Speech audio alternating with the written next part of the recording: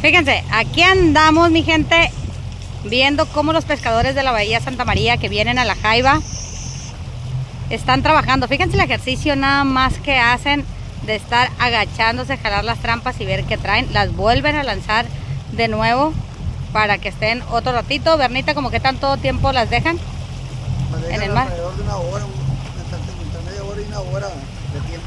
Entre media hora y una hora de tiempo que duran ahí para ver cuántas jaibas. Entonces vemos que la realidad no es tan sencillo el trabajo para que estos alimentos lleguen a su plato, a su paladar.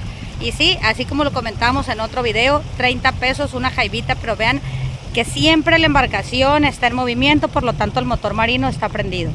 Y esto significa más gasolina. La inversión también para ello es algo alta, ¿no? Y el trabajo, obviamente, en el sol del pescador. Y aquí podemos decir que sí, del mar al paladar. Bye, bye.